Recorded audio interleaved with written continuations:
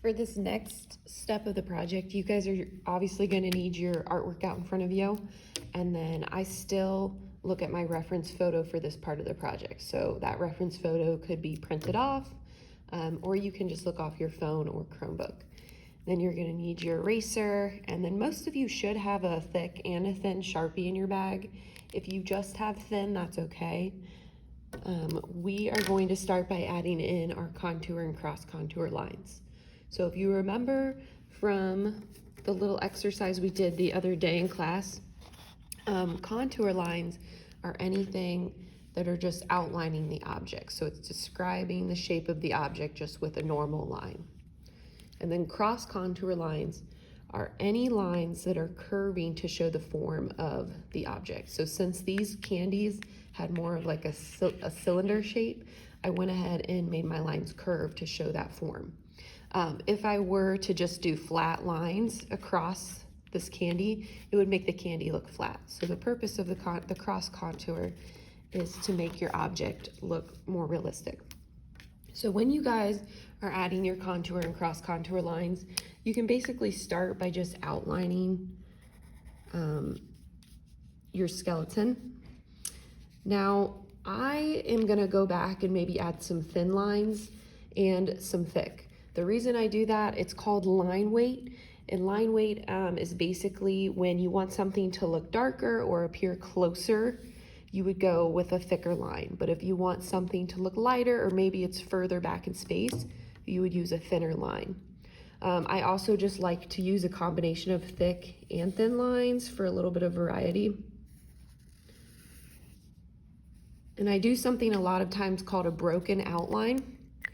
If you just outline something with a really thick, solid line, it's going to make it look a little bit flat. So I like to play around with the weight of my line to make my object just a little bit more visually interesting.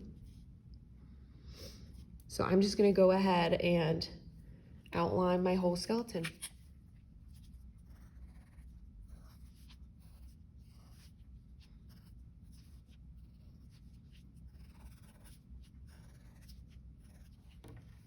So now that I have my whole skeleton outline, I tried to use a combination of thick and thin lines just to give that variety and create visual interest.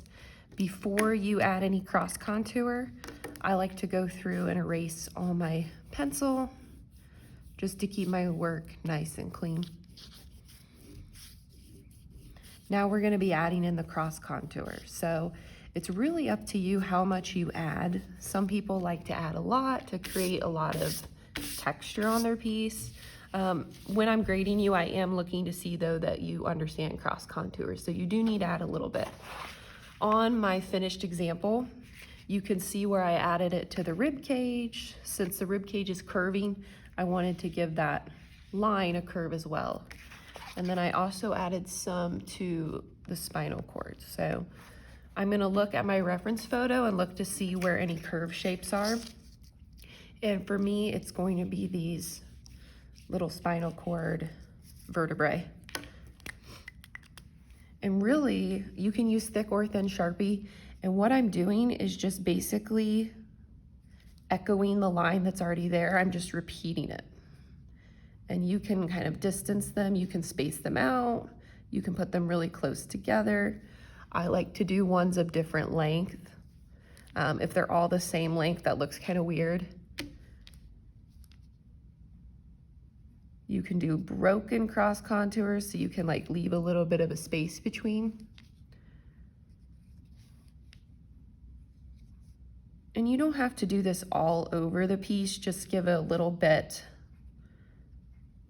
of texture. You don't have to get carried away with it. I actually do a little bit and then I'll move to a different area because you don't want to get too carried away in one certain area.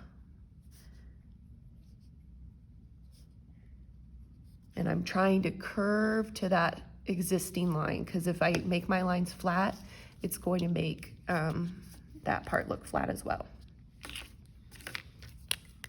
Maybe I'll do a little bit of thick Sharpie.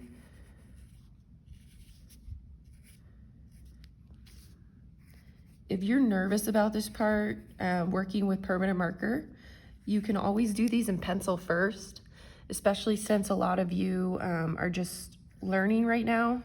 I would suggest using pencil first.